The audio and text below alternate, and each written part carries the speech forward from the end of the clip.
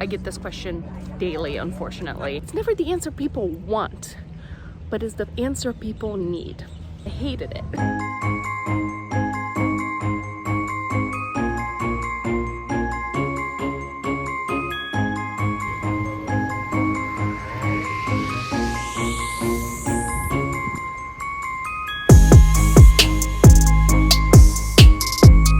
Hello everyone! Happy Vlogmas Day 8? Day 8! How are we Day 8 already? Anyways, it's exciting. Today we're doing an Ask Me Anything. So I asked you guys to send me some questions on Instagram. You totally came through. So I figured we would walk down the St. Pier, which is one of the most beautiful locations in this gorgeous city I live in. If you're not from here, you get to see what kind of place I live in and what this place is like, and I'll answer some of your questions. Are you guys ready? Let's do this. Alright, first stop along the way. Over here, you see the Vinoy. This is the big historic hotel here in town. It's absolutely beautiful. It's nice and pink. And sitting by the water because there is no better place to sit. Alright, I wrote down all of your questions. I will get to as many as I can, but without making this vlog like an hour and a half. So, first question. Have you veganized anything from where you're from? So, if you don't know, I'm originally from Brazil. I grew up in Brazil and I came to the US for college when I was 18. So, have I veganized anything from Brazil? So my carrot cake that used to be on the menu back when I used to do cakes was a very Brazilian thing. Like, carrot cake in Brazil is different than the carrot cake in America. I personally think it's better because it's covered in chocolate ganache. It's freaking incredible. It's actually my favorite kind of cake and the one that I make for my birthday most years. So if you guys want the recipe for that, let me know in the comments and we can do a video in the future about it. But definitely have veganized that because that was one of my favorite things ever to eat. So have veganized that. One of the things that if you guys have been following me for a while, you know that is on my bucket list of things to veganize. Is not actually from Brazil, but my family is Portuguese, and Portuguese custard tarts, man, I freaking love those things, and I need to figure out how to veganize them. I just do, and they are so freaking special and I love them so much. So maybe that's a 2022 project. Next question. Do you have any tips for baking in high altitude? Yes, I have a couple. I have not baked in high altitude too much because I'm in Florida, but last year, was it last year or the year before? I don't know. But I went to Georgia and I was up in the mountains and I did some baking and learned a few things. I always say it's always a learning experience. So with baking in high altitude, your temperature is gonna have to go up and your baking time is gonna have to go up. It just takes longer to bake things and it just takes freaking forever. So you're definitely gonna up the temperature by like 15 to 20%. Like, don't go too crazy. You don't want things to get burned, but definitely you're gonna have to make some adjustments there. I have read online that yeast grows faster and things will rise faster in high altitude. That was not my personal experience with that. I baked cinnamon rolls and they rose. The dough got bigger. I guess the dough would rise. I don't know. Doesn't matter. So the dough got bigger and did rise. But I think it was at a normal pace. I didn't think it was any faster than usual. So that's what I have to offer. If you have any other baking tips for high altitude, help a girl out and put it in the comments below and we'll all learn something. Third question, how did you perfect the croissants? It took forever and it took a whole lot of trial and error. And that's what I talk about here on the channel all the freaking time. Trial and error, practice, do it over and over again. Always take notes on what you learned, take notes on what didn't work, and then try again. There were many crappy croissants. There were melted croissants. There were croissants that turned into brioche. They were still edible, but no, were not croissants. There were things that unraveled and did not look like a croissant. There were things that were greasy messes. There were things that were super hard and inedible. There were things that fell apart many times. There was so much wasted vegan butter, and it's just been trial and error. And I'm actually going to do a video next week about learning from your mistakes and what to do when things keep going wrong. So stay tuned for that. If you're a baker, you're definitely going to learn a lot from that video, because I feel like it's something that needs to be talked about more. Sometimes things don't work out and it's very frustrating. So I think we need to talk more about that. And so we're going to talk more about this next week. But how did I do it? Through a whole lot of trial and error.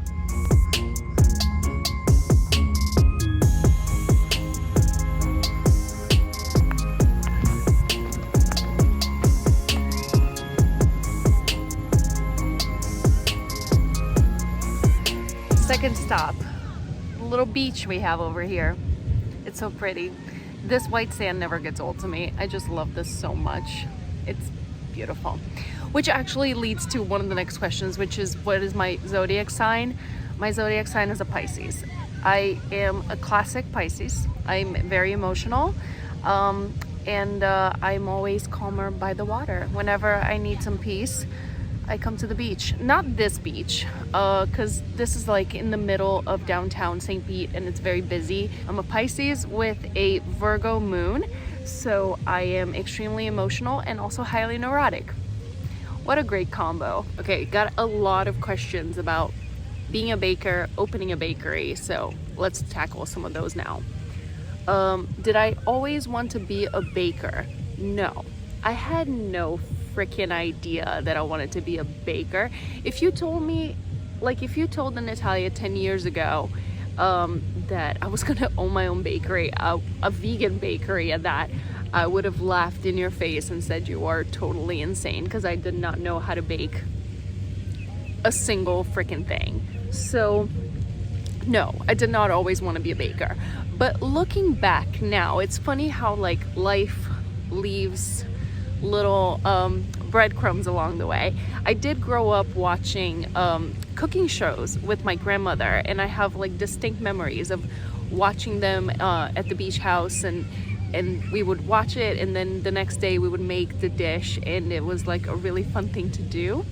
And so I think it's pretty awesome that now I get to have my own little baking cooking show here on YouTube for you guys, and hopefully you guys have that experience too, of seeing the recipe and then trying it yourself. So I don't know why I'm getting emotional talking about this. So yeah, I did not always know that I was gonna be a baker, but it worked out well, didn't it? I do talk more about how I transitioned into being a baker in this video over here. I'll put the link in the description below. The second part of that question was, what did I do before? I have a degree in communications and media studies, and then I got a master's degree in journalism. So I worked as a journalist for a while, and then I transitioned into more of a social media manager role, and then I worked as a publicist for a national nonprofit, and I really loved the work that I did for animals in that capacity. I also had very, a wild assortment of odd jobs here and there. I worked for a fashion designer. I worked for a doggy daycare. I worked putting up Christmas trees at some point, doing merchandising for stores. A soccer coach, that was laughable because I am terrible at sports. But when people hear you're Brazilian, they assume that you're good at soccer. Not true. So those are a few of the careers I've had. I want to open a vegan bakery to support rescues and educate the public, but lost at how to start. Can't blame you. There are very few resources out there, which was very surprising to me. You would think that when you want to open a business, there would be some kind of PDF you can just download off the internet that just says, like, 1 million people have tried this before. Here's the step-by-step. Such a thing does not exist, I found out, and I'm sure you are finding out too. And I cannot wait until you open that vegan bakery and you can tell me where it is and where I can buy your stuff, because that's really cool. And that's such an awesome mission. It's very similar to mine. So yeah, it's tough. You have to start. Just again, this video over here really outlines how you can get started with that without, you know, going to culinary school or anything like that. And I would say look locally wherever you are. There should be a small business bureau or help center. If you just Google it, here in St. Pete, we're very fortunate. We have the greenhouse. They have a lot of resources for small businesses. I know a lot of other places have that. So that might be a great place to start, and you just have to be resourceful and just use good old Google University and YouTube University and start Googling things and start figuring stuff out, because unfortunately there is no step-by-step.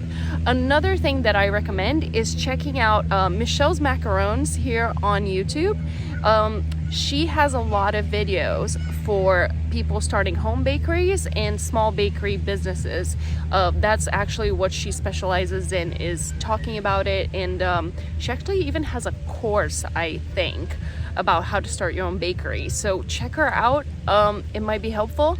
Definitely a good place to start. Again, if you open that bakery, let me know, because I can't wait to check it out. Last question about opening a bakery. Have your friends and family been supportive of it? Yes, they have been the best. And I think, you know, there is this like misconception or something that you cannot have your friends be your clients. I disagree with that. You start a business and your friends and family are going to support you because they love you. But if your product is not good enough, they're not going to buy again from you. So that's something to, you know, keep in mind when you're just getting started. My friends and family have been extremely supportive and awesome. Not only, you know, supporting me in terms of buying my products and continuing to buy my products and telling everyone they know about my products and about me, and, you know, putting up stickers, you know, buying my stuff for their coworkers, you know, and really spreading the word. But they've also, you know, helped me out actually physically and going to the store and, you know, helping at events and all kinds of things. So I'm very grateful for my friends and family for being very supportive. My mom is not a baker or a cook at all. Like, she says that she has a kitchen because it came with the house. Like, she never ever bakes. So she's very confused about my life choices. She does not understand why in the world I would want to open a bakery voluntarily. She does not understand how that's fun for me. But she's very supportive, tells all her friends about me, watches my videos. Hi, Mom. And so yeah, I am very lucky to have very supportive friends and family. Can you guys see how clear this water is? I mean, seriously. I live in paradise. Let's do one as I walk closer and closer to the pier. So, how did you learn to balance sweetness in vegan baking? Some things are just too sweet. Cut the vanilla extract. That's an easy way to do it. Some of the recipes that I started with would have vanilla extract, and I just axe it completely. Because most times you don't need it. You just don't. So that's a good way to do it. You can play around with the sugar amounts. But you have to be careful because, you know, the sugar is there not only to sweeten it, but to give it some structure. So you have to be careful when you balance it out, when you take it out. You might also want to play around with different kinds of sugar. So you might want to try brown sugar or coconut sugar, but you have to be careful because it is going to affect the structure of your bake. So I would start with the vanilla extract because that's pretty painless. It's a small amount, and it's really gonna cut that really like biting sweetness, and then just play around with it, experiment. It's never the answer people want, but it's the answer people need.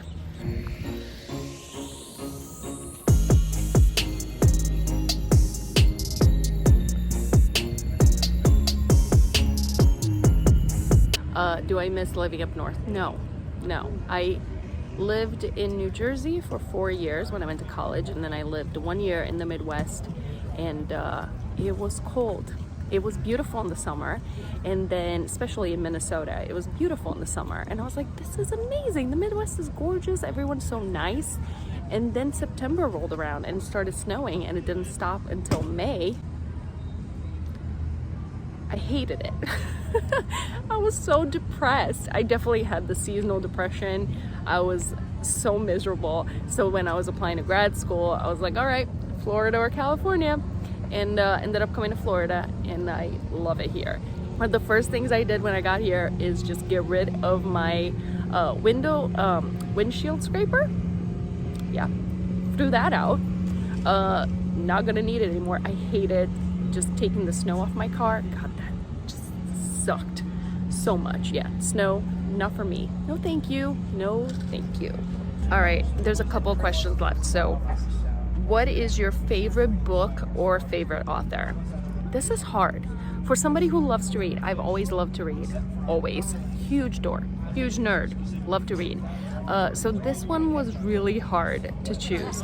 So I would say I managed, after a lot of thought, I managed to narrow it down to two options. So one of them is Ishmael by Daniel Quinn, changed my life. Like, that book, I think everyone should read. I think it should be required reading in schools. Like, it was just so freaking good. Amazing. I can't even. It's just amazing. And then the prequel, My Ishmael, is even better. I love that book so freaking much. So I would say that is definitely one of my favorites. Another one that I love so much, and whenever people ask for a recommendation, I always say, is The Night Circus by Erin Morgenstern, I think it's her last name. That book is like literary work of art.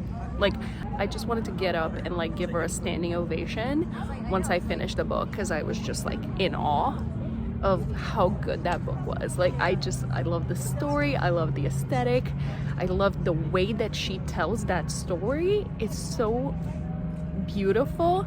And then she has another book called The Starless Sea that came out in 2019, I think. It was like 2 years ago, and that's good too. I mean, it just had a lot to measure up to with The Night Circus, because that one is just like incredible. And then of course I love the Harry Potter books.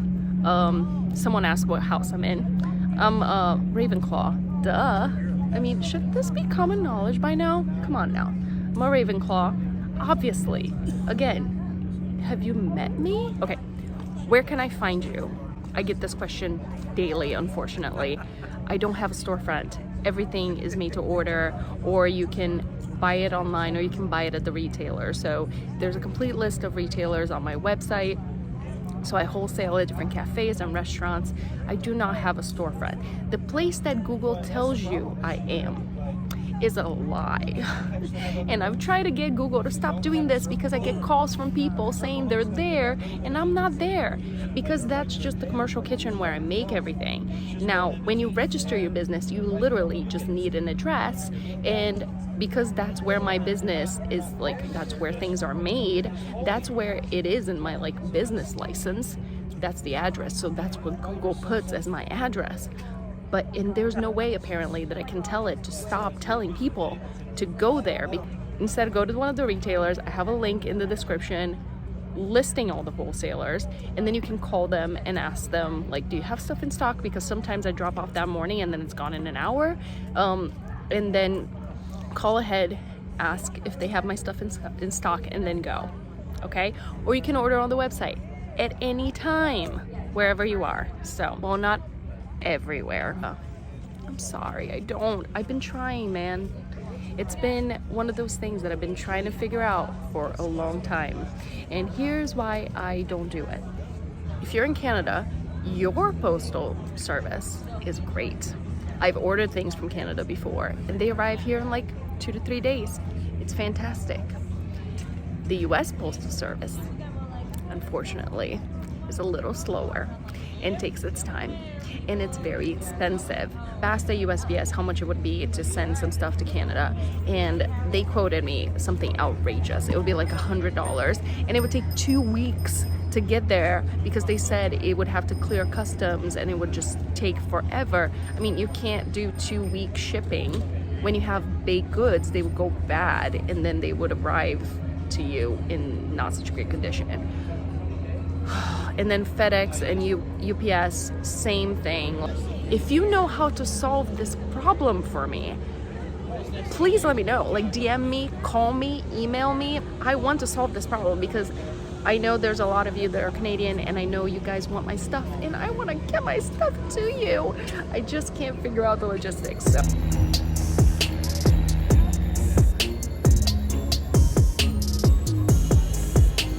So that's it for the Ask Me Anything. I answered a whole lot of questions and it was not all of them, and I'm sorry if I didn't get to your question, but you know, this vlog can only be so long.